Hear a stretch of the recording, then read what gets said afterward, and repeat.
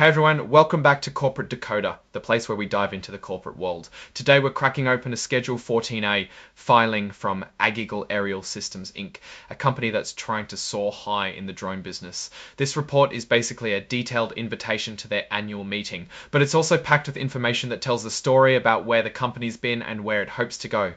We'll see if their plans are set to fly or if they are stuck on the ground. The report outlines the topics stockholders will vote on at the annual meeting in June of 2025.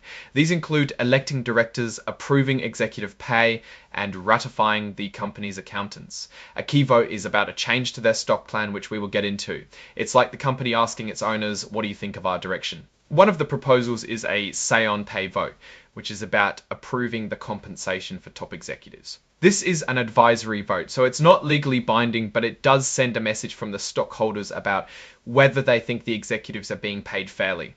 If the stockholders vote against it, the company will probably take that into consideration when setting executive pay next time. To get a sense of who is steering the ship, the filing lists the nominees for the board of directors. These individuals will guide the company's strategy and oversee its operations. The nominees include William Irby, the current CEO, who has a long history in the defense industry. Grant Begley, the chairman of the board, also has over 20 years of experience in the drone industry. Brent Clavon, Kevin Loudermilk, and LB Day are the remaining nominees and are considered independent directors. The report also breaks down who owns the company's stock. Garrett Wilson owns a big chunk of the company's shares, about 10%. The directors and executive officers together own a small percentage of the company.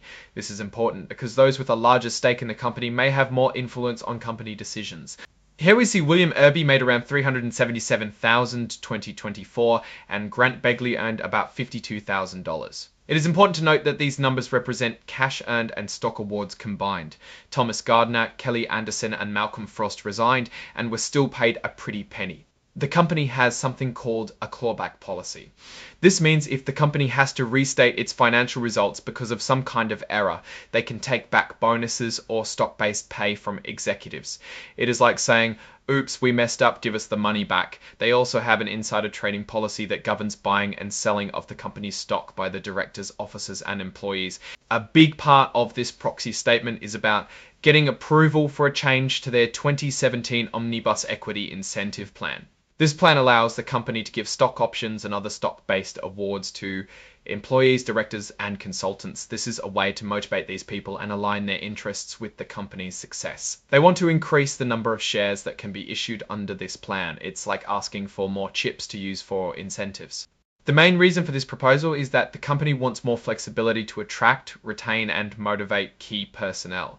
They are basically saying they need more shares available to offer competitive compensation packages. If they don't have enough shares, they might have to pay more cash, which could drain their resources. The proposal to increase the number of shares, if approved, would increase the potential dilution for current stockholders.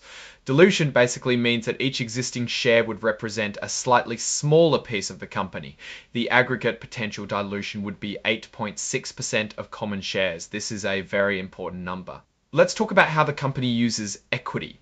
We see that the number of shares to be issued upon exercise is about 7,000, so the company is not exactly printing money, more like just making a small photocopy. The weighted average exercise price of these shares is around $33. The proxy statement also includes information about federal income tax considerations for those participating in the stock plan. There are different rules for non-qualified stock options, incentive stock options, restricted stock, and restricted stock units. You should definitely talk to a tax advisor.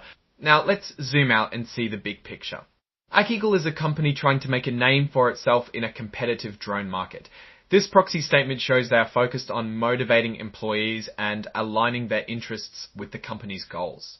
One notable risk is that a change in control could trigger excess parachute payments, leading to tax issues for both the company and executives.